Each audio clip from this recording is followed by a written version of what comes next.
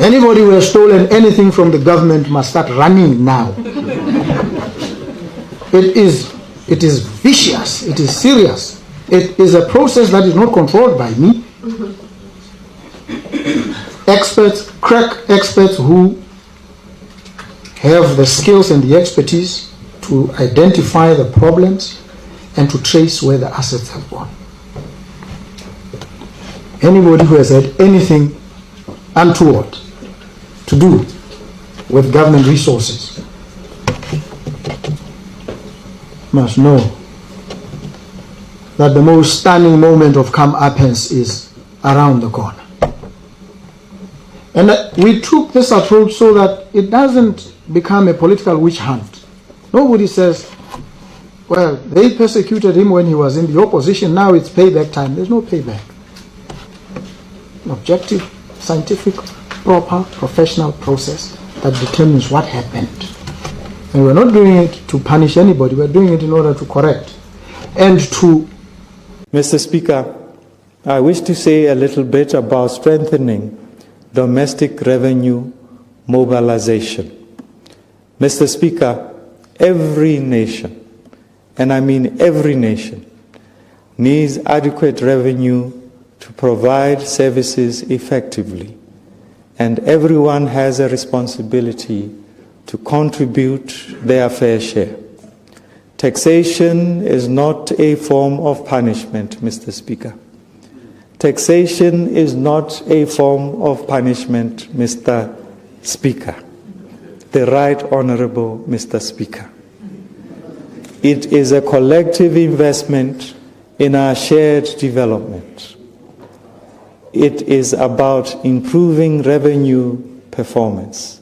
Ladies and gentlemen, you are definitely going to get emotional after hearing this about the country of Botswana. Guess what is actually happening now in the country?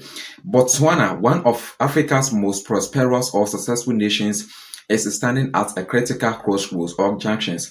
As the country grapples with a sharp decline in diamond revenue, ladies and gentlemen, the government is faced with difficult or complex personal choices that could actually reshape the future of its economy. The stakes are high, honestly, not only for Botswana, but for global markets. With its reliance on diamond export, ladies and gentlemen, facing new challenges. Foreign powers like France and of course the United States of America are watching closely, sensing an opportunity to influence the country's next move, ladies and gentlemen. Guess what? In today's episode, we will actually dive into the world of Botswana's diamond industry, the latest economic challenges, and of course the country's efforts to adapt in the face of growing international concerns. Stay tuned, precious family, as we uncover how this tiny African powerhouse is navigating its future amid a storm of global pressures. Botswana's diamond wealth has long been a cornerstone of its economy, ladies and gentlemen. For over 5 decades, diamonds have powered the country's rise from one of the poorest in the world to one of the most stable and of course successful in Africa, with mines like Orapo and of course Jinak producing vast quantities of diamonds. Botswana has become synonymous with global diamond production. But now in 2026, ladies and gentlemen, guess what? The country faces a major crisis. Diamond revenue, which once accounted for 1/3 of the national budget, is projected to drop to just 16% in the coming fiscal year. This sharp decline, ladies and gentlemen, is due to both global market conditions and of course the diminishing diamond reserves. The government of Botswana, ladies and gentlemen, now finds itself grappling with a budget deficit of 8.9% of GDP, more than to double its fiscal target. The current vice president and of course minister of finance, ladies and gentlemen, Ndaba, has proposed raising corporate taxes from 25% to 24.5%, the top personal income tax from 25% to 27.5% in a bid to generate revenue. This is a direct response to the massive, shortfall in diamond income.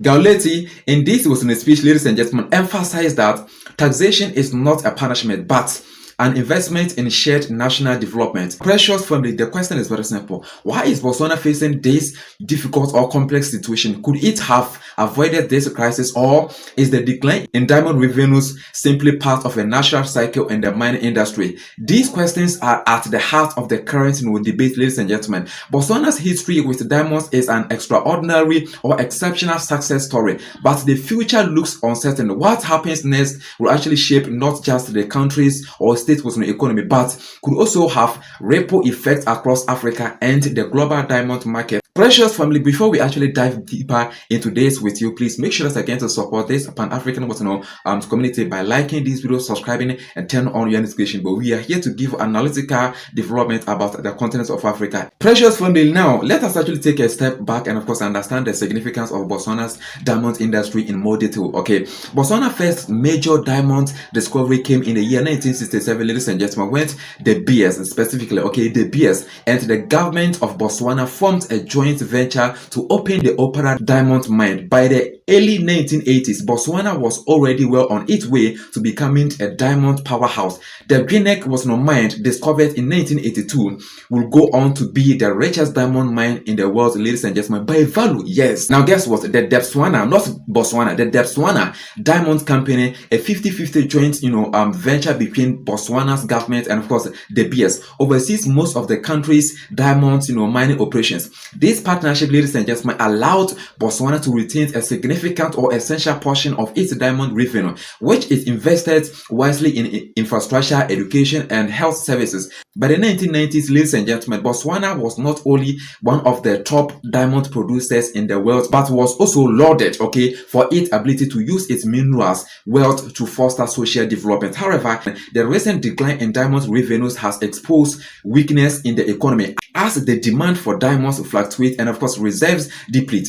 Botswana is facing the reality that it cannot actually depend or rely on diamonds alone. The government's response has been to diversify the economy, but this process, ladies and gentlemen, is complicated and of course very costly. In a broader context, the US and of course France, major players in the global diamond trade, are watching Botswana closely, but both nations or countries are invested in the country's mineral wealth, but also concerned about the implications of a shifting or changing global market and the competition from synthetic diamonds, ladies and gentlemen. Botswana's future, ladies and gentlemen, depends or relies on more than just diamonds. Now the question is very simple. Are the new tax policies and of course economic diversification strategies enough to navigate these turbulent times? That is the question. Botswana's mineral wealth goes far beyond diamonds, ladies and gentlemen. The country also processes valuable deposits of copper, nickel, salt, and of course, potash minerals that could shape the country's economic future. However, despite these resources, ladies and gentlemen, Botswana has not yet developed its mining sector to its full potential. The issue with Botswana's mining industry is not just the decline of diamonds, but the challenge of processing these minerals domestically. Unlike Burkina Faso, which has made strides in processing its gold locally, Botswana still faces difficulties in processing its mineral resources within the country. This means the country exports raw minerals and of course leaves much of the value-added work to other nations, including former colonial powers like France. This situation, ladies and gentlemen, raises concerns not only for Botswana but for the broader Pan-African context. The global power dynamic, especially with Western countries, sees these natural resources flowing out of Africa with limited benefits for local economies. Botswana's approach, ladies and gentlemen, to mineral wealth, though successful in some ways, still faces hurdles in ensuring that its people benefit from their own resources or minerals.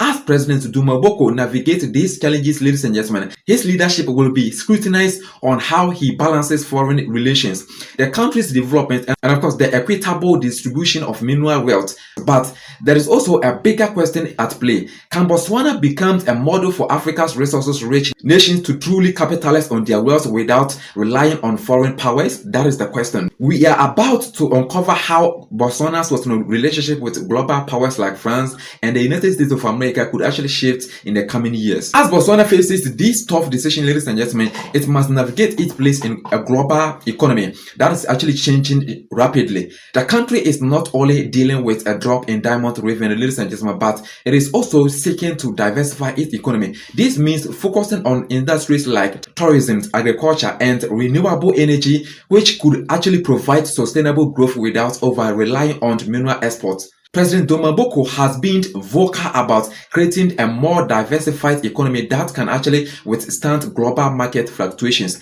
His approach to expanding Botswana's mining sector and of course processing minerals domestically will be crucial or important in the coming years, ladies and gentlemen. However, the international response to Botswana's efforts is uncertain. France and America, as major players in Africa's mineral trade, have often had a significant say in the direction of Africa's resources management, ladies and gentlemen. The ultimate test for Botswana lies in its ability to use its wealth for long-term development. If Botswana succeeds in processing its minerals domestically, ladies and gentlemen, and of course achieving true economic diversification, it could actually become a powerful model for other African states or countries. Thank you so much, ladies and gentlemen, for spending your precious time watching this particular video step by step. Don't forget to actually join this particular Pan-African community by liking this video, subscribing, and turn on your notification bell so that whenever we drop new amazing African development, analytical videos like this, you can actually be the first to be notified by this particular platform of YouTube. See you in the next video.